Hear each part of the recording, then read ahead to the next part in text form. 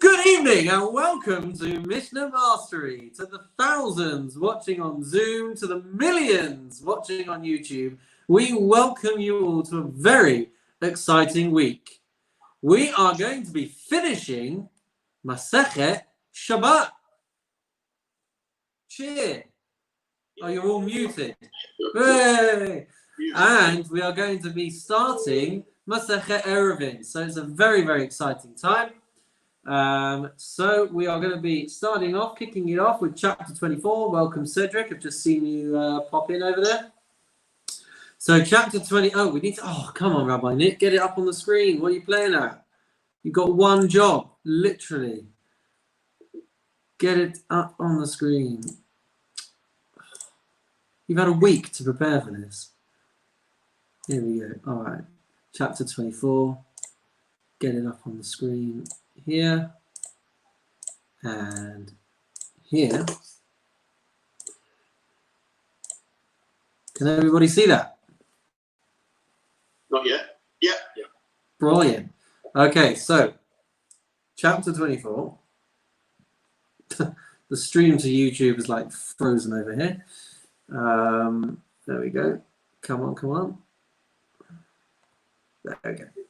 Brilliant. So we are going to be dealing with muktzah and things which require effort to move around or to use.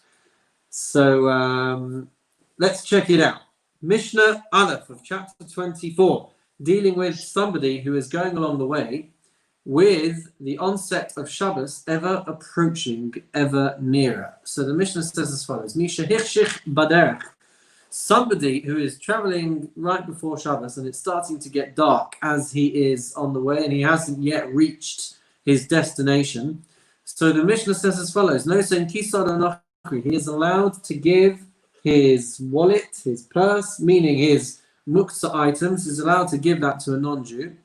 And if he doesn't travel, if he's not traveling with a non-Jew, or is not in a location where he can conveniently give it to a non-Jew for safekeeping, then the Mishnah says, Manicho ala chamor, then he's allowed to put it on his donkey.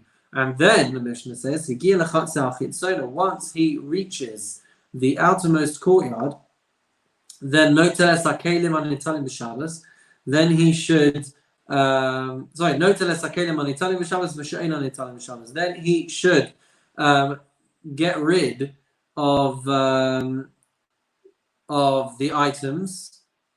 He can remove the things that he's allowed to carry, and the things that he's not allowed to handle, he's not allowed to move around or carry. Then he should just untie the ropes that are securing them to the side of the donkey, and then those sacks can just fall off and they'll be in a safe place and he won't need to worry about them, and he won't need to handle them either. So that is the first Mishnah of Mishnah Alef. Just checking to see if I needed to. Yeah, so when we say the outer courtyard, we mean literally like the first house where he can leave these things protected. That is where he is supposed to head for. So it's not necessarily the case that he has to go all the way to his house and then let these things down. He has to try and find somewhere with immediate effect to be able to get rid of these things. Mishnah based, the second Mishnah, talking about feeding animals and what you're allowed to move around in terms of animal fodder. So the Mishnah says, Matirin pekiye amer lifnei behema, you are allowed to untie the bundles of hay to be able to leave it in front of an animal. So so you can cut that open so that they can get access to that hay.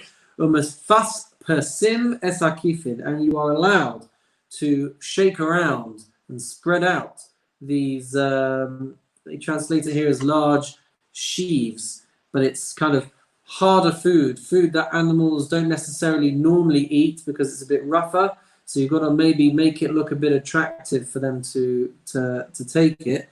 So for those things, you're allowed to spread them around and make it look appealing for the animals. Aval lo es hazirin, but you're not allowed to do that for, they translate here as small hardened twigs.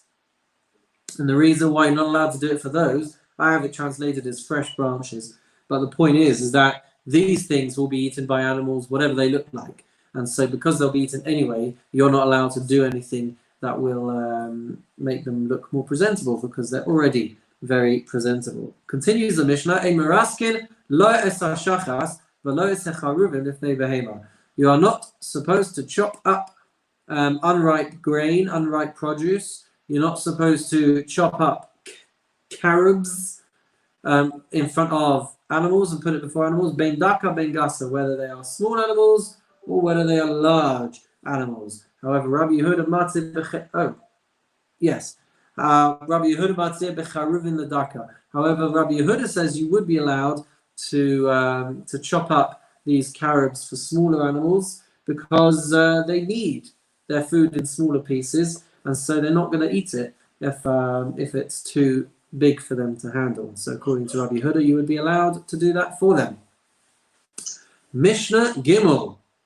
Believe it or not, Mishnah Gimel talks about force feeding animals. And what we're going to see is you're not allowed to force feed an animal in a way that there's no way of kind of getting it back, as we will see.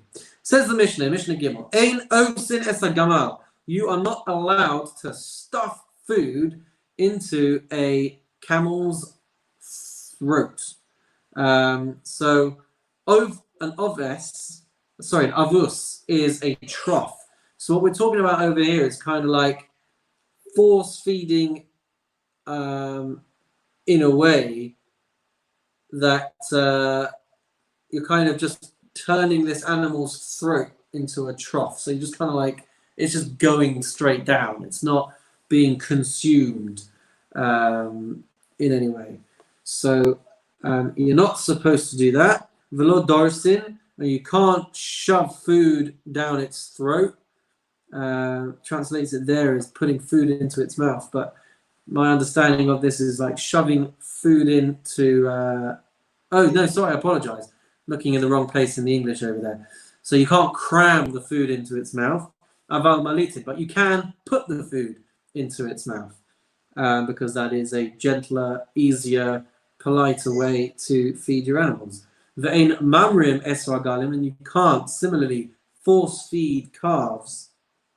So the equivalent of sin, of like trough-like stuffing for a camel, would be called mamrim for calves. So you're not allowed. Again, made another mistake over there. Never mind. We go back a little bit. Sorry, dorsin, the shoving of food into a big animal's mouth, is the equivalent of mamrim for calves. I apologize. So you wouldn't be allowed to cram food into a calf's mouth. Again, aval malitin, but you would be allowed to put food into their mouth. Halkatin latarnagolim. You are allowed to feed these feed chickens, and you're allowed to put water into their bran of aval goblin, but you would not be allowed to mix the water with the bran, because otherwise that's going to be like kneading with a KN, which you're not allowed to do on Shabbos. You're not allowed to put water in front of bees or in front of doves. And the reason for that is because they can get their food from the wild. And they do get their food from the wild. And so you're not allowed to provide food for them in that way.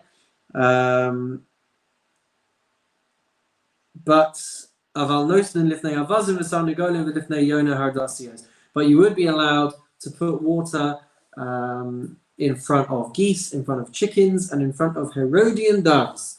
And the reason why they mention Herodian doves over here is because they apparently are much lazier than regular doves. So they are more domesticated, and they do not travel around looking for their food. They will rely on the food provided by the owner. Continuing then with Mishnah Daled. Was that a question? No, just some background noise. Okay. Says Mishnah Daled. You are allowed to cut up gourds as food for an animal.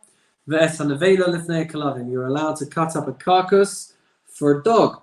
That is assuming, I think, that it's died on Shabbos. Alive before Shabbos because you can eat it, but if it dies on Shabbos, you can cut it up because they would want to eat it even before Shabbos.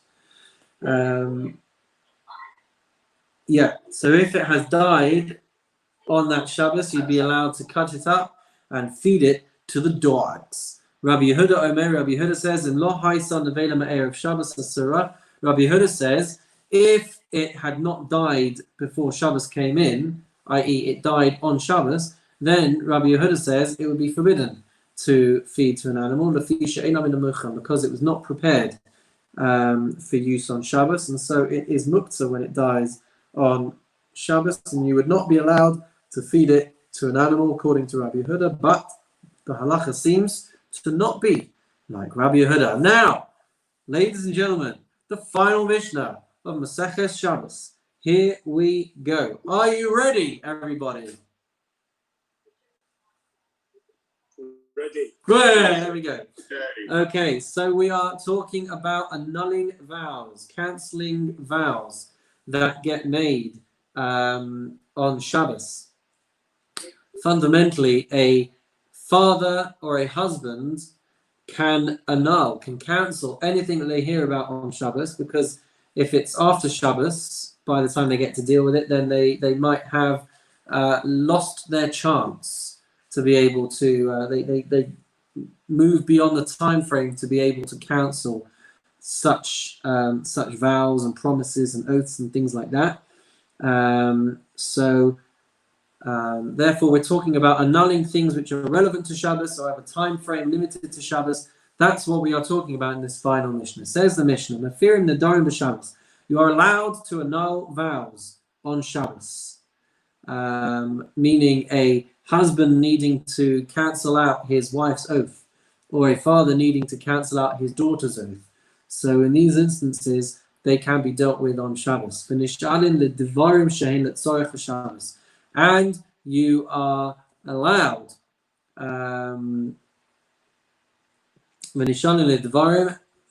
meaning that they may be asked to release vows when these are pertinent to Shabbos. So those are that's the opening ruling of this last Mishnah. And then the final part that we talk about over here, Pokakin es hama'or, one is allowed to close up a window, or they translate it here as a skylight, but what it means is that they didn't have windows in the way that we had. They had holes in their walls which they would plug up with pieces of wood.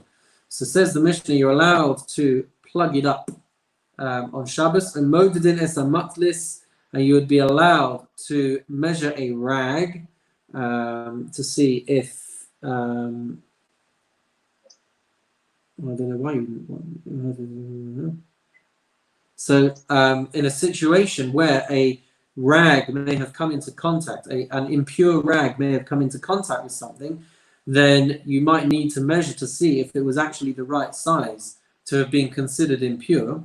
And so according to this ruling in the Mishnah, you'd be allowed to measure to see if it met the required size of 3 by 3 tefachim, 3 by 3 hand breadths. So you'd be allowed to do that on Shabbos. Then you'd be allowed to measure the contents of a mikveh to see if it met the required criteria to constitute a mikveh.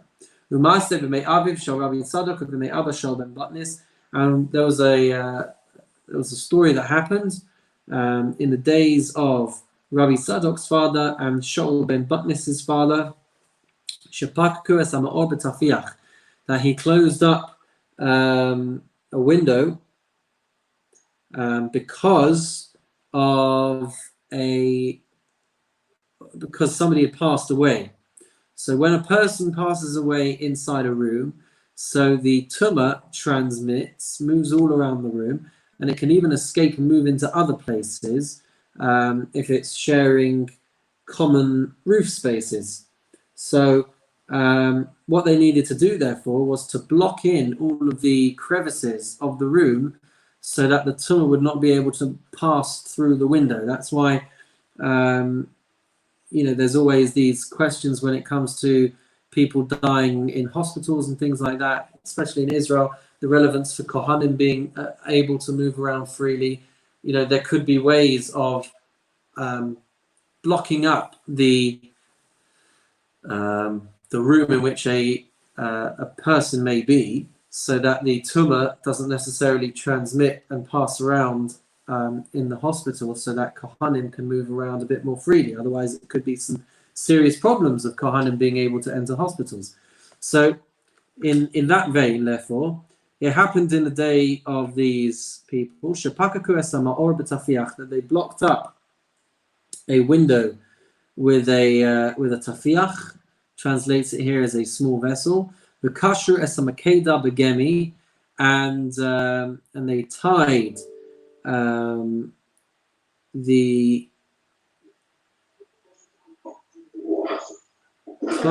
tied a clay pot with reed,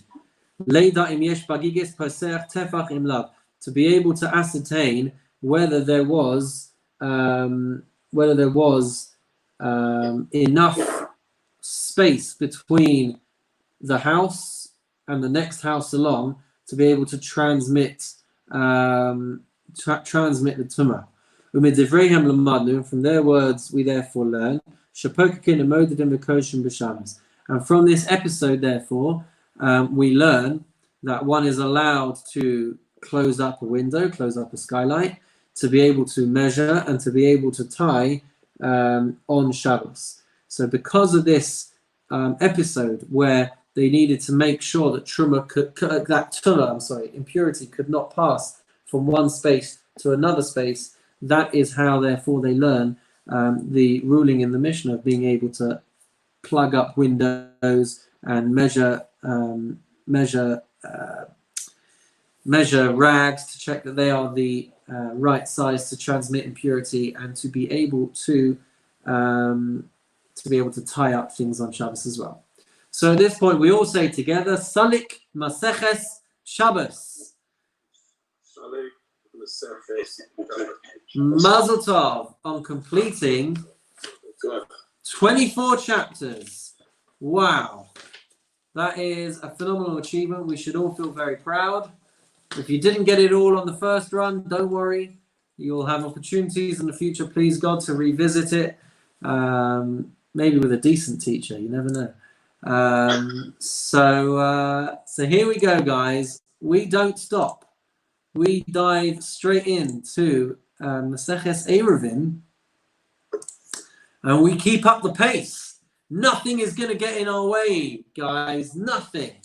So Maseches Eruvin, which you'll be astonished to learn that it deals with Eruvin. And the reason why we go straight into Eruvin after completing Maseches Shabbos is because there are so many parallels and connections between this topic and the topic that we've just left, which is Shabbos. So in a way, it's kind of a continuation of Maseches Shabbos, and we're going to be dealing, as we've said, with Eruvin, different types of Eruvin, the halachas regarding different domains, which, as we've said in the past, is mostly rabbinic in nature, by nature, I should say. So, by way of introduction, let's try and understand the following basic structure of a courtyard. That is going to help us out as we start tonight. So, the basic structure of a courtyard, let's just imagine that we have got for argument's purposes, we have a square shape courtyard. We have an entrance on one side. Let's say we have 3 houses on each of the other 3 sides. So that, if we can imagine, is a basic structure of a courtyard. It's enclosed with walls, and it's got multiple houses all opening into this one shared space. Now let's also try and understand the basic structure of a mavui, of an alleyway. So that is, in a basic way, that would be multiple courtyards, multiple chatzeros, opening out into one street. So hopefully, without any visual aids, hopefully we're all able to somewhat comprehend what we're talking about. But what we're going to see is that there's different types of alleyways. You've got an alleyway which only has one entranceway, and then at the back of the alley is a wall, or you could have an alleyway which is open on both sides. So that is a those are the different basic pictures that we can have in mind when dealing with an alleyway. Now, when it comes to a mavui satum, a closed alleyway, fundamentally, biblically, one would be allowed to carry in those spaces. But what we're going to see is that midrabanan, the rabbi has instituted that you have to have some kind of marker in place to separate it from the public domain. So if we can imagine that we've got a road, and then off that road on the side is an alleyway. So even though biblically you might be allowed to carry in that alleyway space, rabbinically what we're going to see is there has to be some kind of visual marker in place to separate it from the public domain. And so that is what we are going to be dealing with first of all. Okay, so for all intents and purposes, we are dealing with a closed alleyway on one side, and on the other side, it's opening up into a public domain. So that should help us to introduce ourselves to the world of chapter 1 of Maseches Eruvin. Okay, so the way in which you would put these markers in place is in the following way. You need to be able to, as we said, we're talking about an alleyway which is closed on one side, so it's got two walls running down its length, it's got a third wall at the far end, and the only bit that's open, therefore, in our minds right now, is the point at which the public domain meets the entrance of the alleyway. So what we need to do is, using these halachic legal markers, we are creating, as it were, a fourth wall.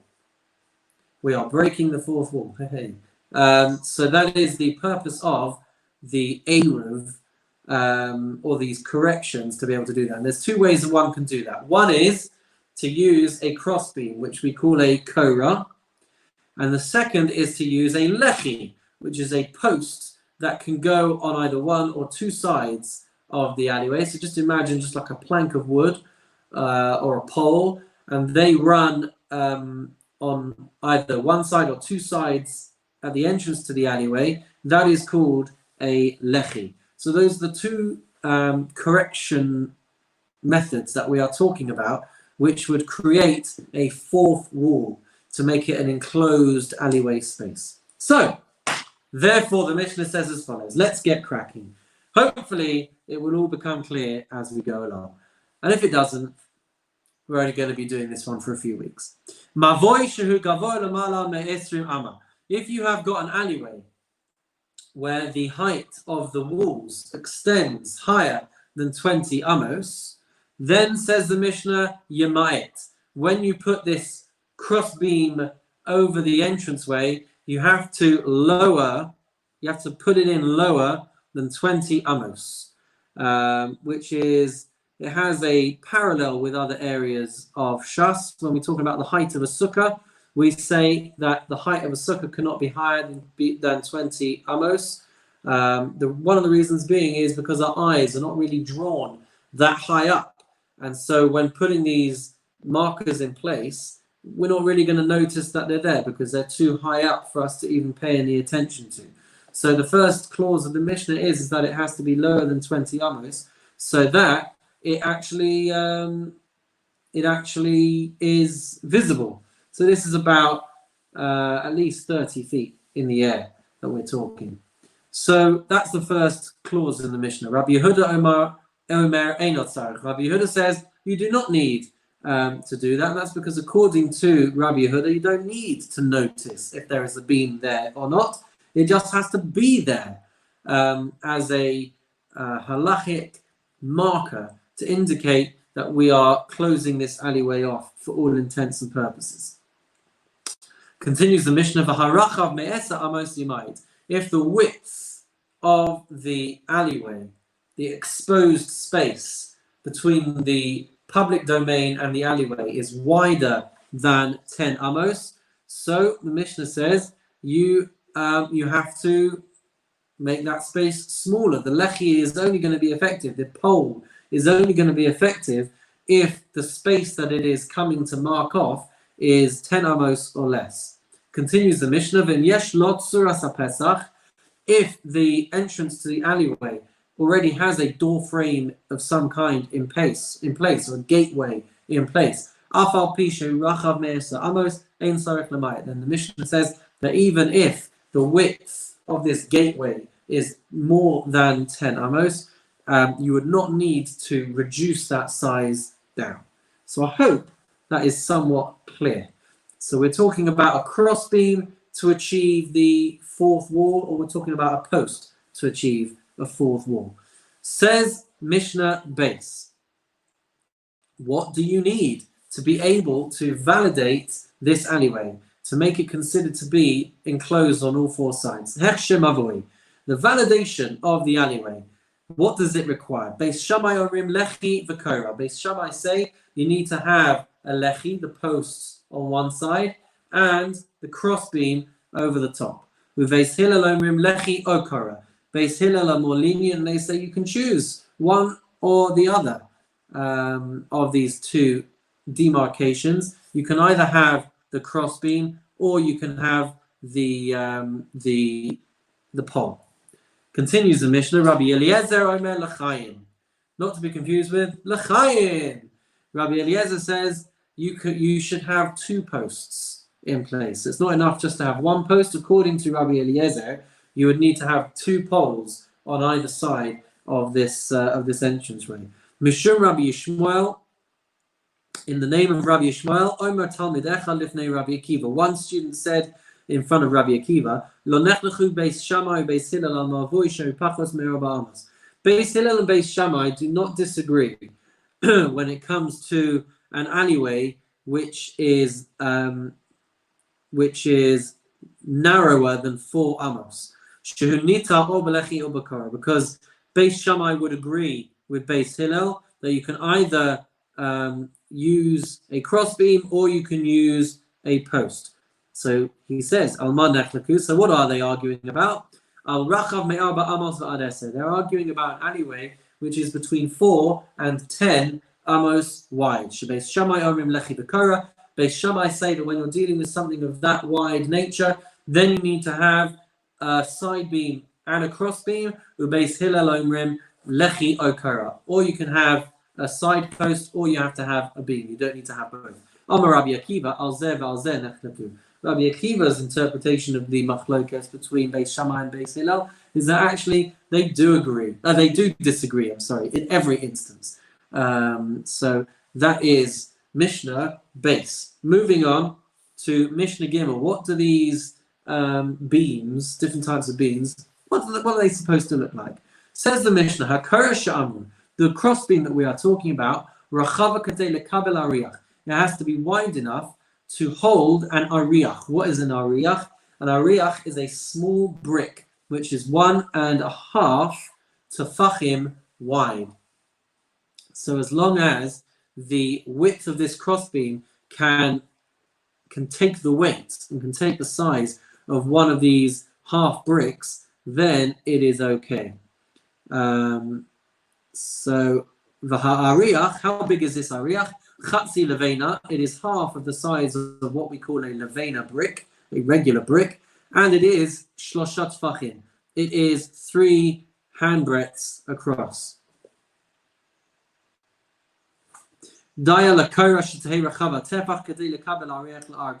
And so it would be enough for the crossbeam to be 1 tefach wide, because it could hold the width of this small brick.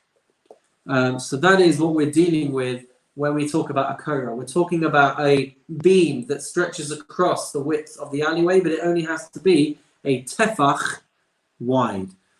Says the Mishnah, Rechava kadei lekabel ariach, uvriya kadei lekabel ariach. Has to be wide enough to be able to hold and support this half brick, but it also has to be strong enough. It must be made of a strong and sturdy material to support the weight of this hard brick. However, Rabbi Yehuda Omer, Rechava afapi she'eino b'riya. Rabbi Yehuda says it doesn't matter about if it's strong enough to support it, it just has to be wide enough. Which means in Mishnah Hay, we see the following in accordance with this last opinion of Rabbi Yehuda. If this crossbeam is made out of straw, or if it's made out of reeds, then we would look at it as if it was made out of metal, meaning that it doesn't have to be strong enough to support it.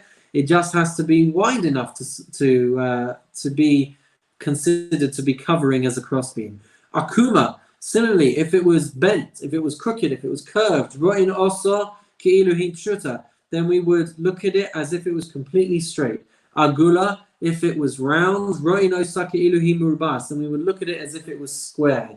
And then we finish off with a very handy mathematical fact. The laws of pi are found in the Mishnah. Anywhere where you have a circumference of 3 tefachim, you can be sure that the diameter of the width of the pole of the circular reed or whatever it might be, you can be assured that if it is 3 tefachim in circumference, then it is going to be 1 tefach across. So that is because of pi r squared. So if you ever needed the source for pi, it appears as early as the Mishnah. Continuing with hello Mark. Continuing with Mishnah Vav, Mishnah 6, L'chayin she'amru. Keeping in mind that we had an opinion earlier, who was it? Rabbi Eliezer, who said that you would have to have 2 signposts. So the Mishnah says, let's say for argument's sake, 2 posts that we were talking about, what do they have to look like? Says the Mishnah, Gavhan asara tefachim, they have to be at least 10 tefachim, 10 handbreadths high. V'rachban v'avyan kol shehu, but they can be any width and any thickness. Rabbi Yossi Omer, Rabbi Yossi says, Rachban shlosha tefachim. Rabbi Yossi says they have to be at least 3 tefachim wide. They must be a significant size to be able to function in some way as a wall, according to Rabbi Yossi. Continuing with Mishnah 7, with Mishnah Zayin, what can you use to be able to make a lechi?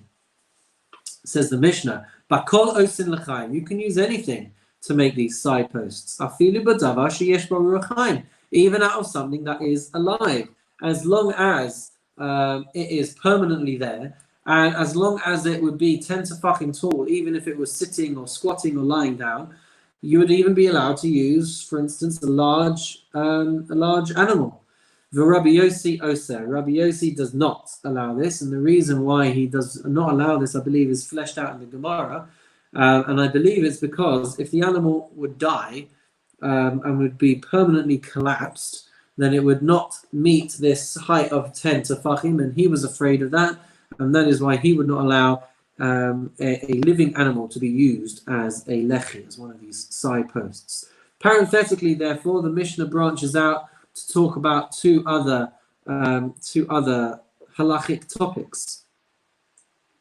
So we temporarily digress to discuss, first of all, what would happen if you wanted to use an animal as a cover for a grave to stop tumah from transmitting from a grave. And secondly, with regards to writing a get, a bill of divorce, on the horn of an animal. So that's what we digress momentarily to discuss in the last 2 lines of this Mishnah. So the Mishnah says, "Umetame mishum golel." It can transmit. It can be mekabel tumah by being used as a grave covering for whatever reason that you would need to use an animal as a grave covering for. For Rabbi Meir, however, Matahir. Rabbi Meir says that it would not be mekabel tumah. And then v'chosvin alav gitei nashim, the horn of an animal can be used to write a bill of divorce on, although you wouldn't be able to cut off the horn afterwards. Rabbi Yossi Haglili posel, but Rabbi Yossi Haglili says you would not be, that would be an invalid usage or an invalid material to write the bill of divorce on, and you can only do it on a scroll. Okay, moving on therefore to Mishnah Ches, Mishnah 8, where we are going to be talking about making makeshift mechitzas, making makeshift situations of enclosures. So here we go. If it's not been obscure enough yet, it's only going to get more obscure. So a mechitza, a partition, a fence, has to be at least 10 tefachim tall. That's the first thing that we need to appreciate. Has to be reaching a point of 10 tefachim. The next thing we have to appreciate is that if there is an area between two parts of fence, so let's say two beams, for example, if there is an open space of less than 3 tefachim between those two spaces, then we have a halachic concept called lavud, which would halachically close that gap and make it as if it was halachically one continued mechitza. Okay? So we have to keep those things in mind as we approach Mishnah Ches. Says the Mishnah, Shiara shechamsa babika. If you have a caravan, meaning a convoy, is probably a better word. If you have a convoy of wagons that have camped out in a valley, vikifua bichlei behema, and they are using different instruments and different things to be able to create an enclosure around this convoy, metaltalin v'socha, then you would be allowed to move objects within it. As long as the things that they've used to create the fencing are higher than 10 tefachim. And also they would have to make sure that there is not more gap space in the enclosure than there is physical items creating the enclosure. Okay? But however, any gap that is wider than 10 amos muteres would be still permitted to carry within it, because you could call that the entranceway to this enclosure.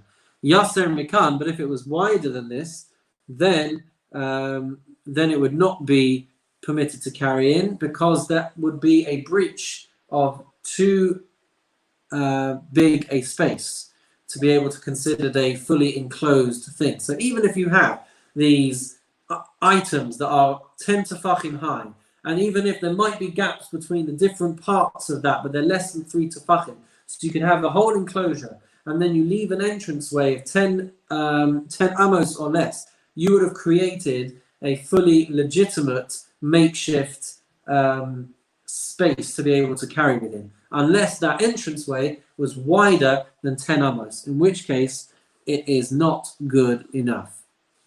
Can I just ask a question? Yeah. In old language, what is the difference between an amos and a tefachim? Thank you. So an amma is what we call a cubit, as it translates it there, but it's the length of a forearm. A tefach is essentially the width of a fist, a handbreadth. So that's the difference between an amma, which, thank you. Wish you hadn't waited 39 minutes and 28 seconds to ask that question. I want to interrupt you in your flow. No, please, no. And as we're interrupting, I've got a quick one as well. Yeah. Are you allowed more than one entrance? Are you allowed more than one entrance? That is a good question. I would imagine not. Because judging by what we've been saying about having only one entrance on one side, my guess would be that they would only be allowed to have one entranceway. And there may be other things that need to be in place if you have multiple entranceways. We haven't dealt yet with alleyways that are open from two sides. We've only dealt with alleyways that are open one side. So for now, let's go with one side, one entranceway. Okay, so Mishnah test, the 9th Mishnah, talking about the absolute minimum way that you can make mechitzas while employing all the various halachic concepts like lavud. Says the Mishnah, makifin shlosha chavalim. You could surround this convoy by using 3 ropes, one on top of the other. Zeh lemala mizeh v'zeh lemala mizeh. A row of one rope, a row of the next rope, and a row of the next rope. But there have to be certain things in place to be able to make that a legitimate mechitza. So the Mishnah says, as long as there is not a gap of more than 3 tefachim before each of the ropes. So here we have a very rudimentary illustration of 3 ropes going around our encampment. As long as the gap between each of the ropes is not more than 3 tefachim, even though you can see my face right through that, that is considered completely and utterly closed for the purpose of creating this mechitza. Okay, so as long as the gap between each of those ropes is not more than 3 tefachim, you would be allowed to use that as a partition. There are more criterias. There are more, or criterion. The next criteria would be shir chavalim va'avyan yaser al tefach. You'd have to make sure that each of these ropes was more than a tefach thick, kadei shehei hakol asar tefachim, so that once you take into account the 2.99 tefachim, let's call it, between each rope. So 2.99 plus 2.99 plus 2.99. You would have to make sure that your ropes are each a tefach or more thick, so that the total height is 10 tefachim. Does that make sense? Yes. It does. If it doesn't make sense, please wave to the camera.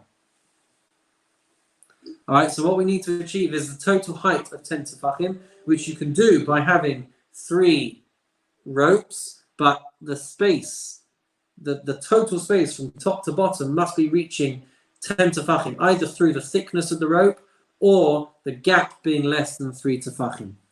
So that is Mishnah Test. And finally, in Mishnah Yud, in the last 2 Mishnahs, we've been talking about makeshift partitions, but there is a machlokes as to whether that can be used in other situations, or whether that's just for kind of lastminute.com situations. So the Mishnah says, Makifin bekanim, you are allowed to surround using reeds, as long as, again, you're not going more than 3 tefachim between each of these reeds. But according to Rabbi Yehuda, Bashiara Dibru, this was only talking about when you are dealing with something like a convoy, like a caravan. Divrei Rabbi Yehuda, that is the opinion of Rabbi Yehuda. The Chachamim say, Lo Dibru Bashayara Ela Bahove. We're not only talking about a convoy, people on the road, we're talking about, one second.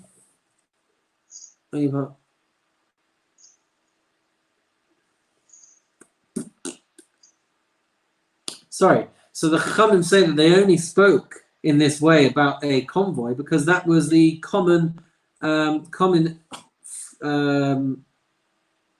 modern day application at the time were those kinds of situations.